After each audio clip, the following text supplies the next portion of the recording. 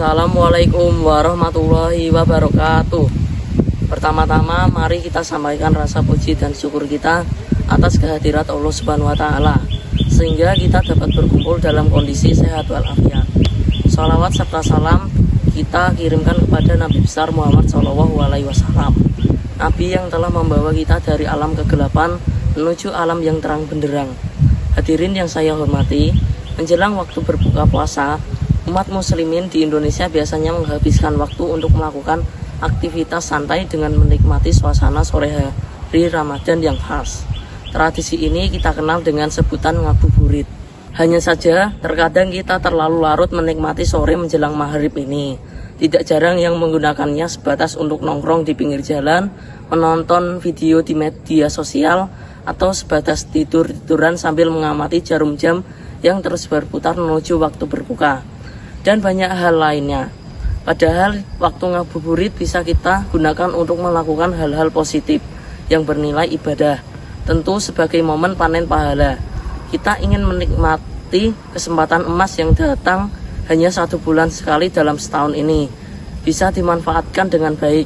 Sayang sekali jika ngabuburit hanya dihabiskan untuk hal-hal yang kurang berfaedah atau bahkan berpotensi memicu maksiat. Alih-alih dapat pahala, justru puasa tanpa makna.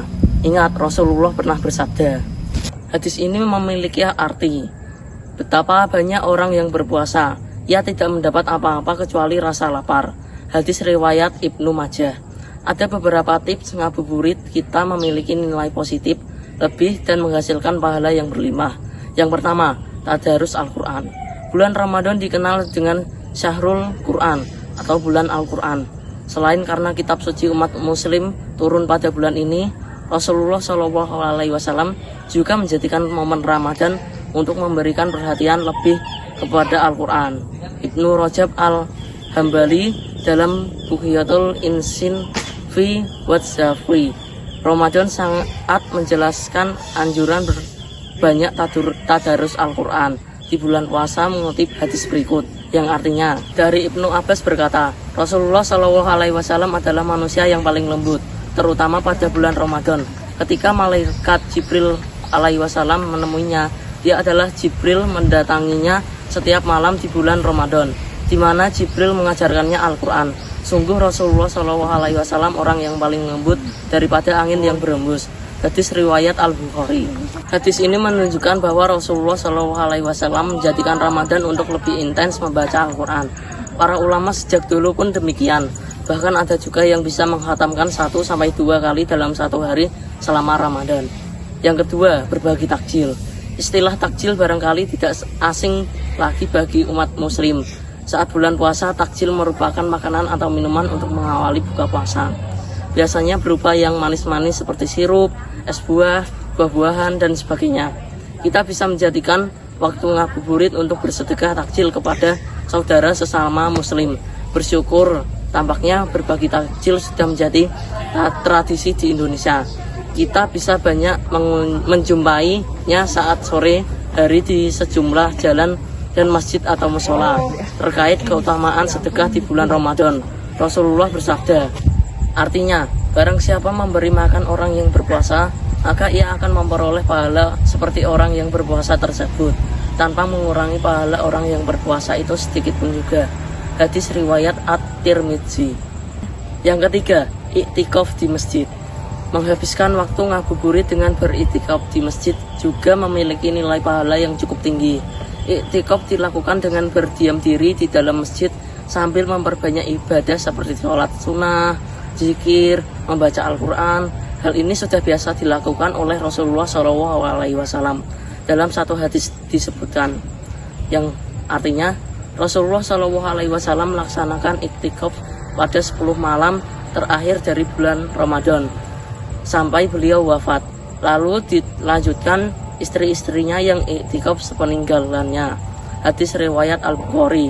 Hadis di atas menjelaskan bahwa Rasulullah SAW menjadikan 10 hari terakhir pada bulan Ramadan untuk banyak beriktikaf di masjid.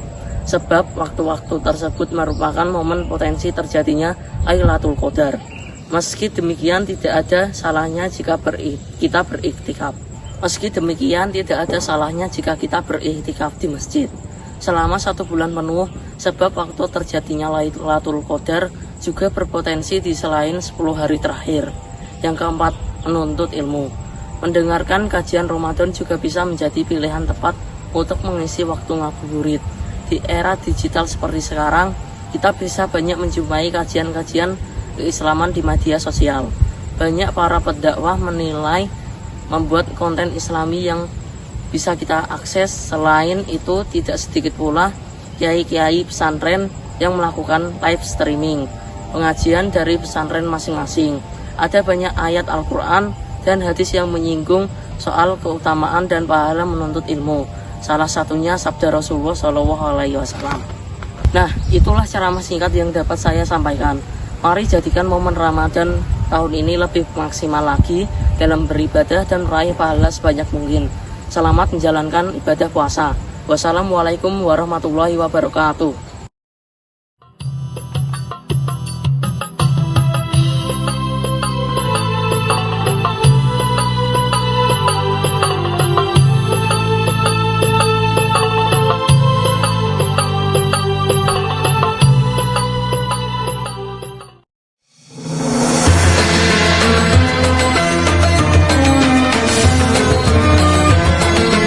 Terima kasih.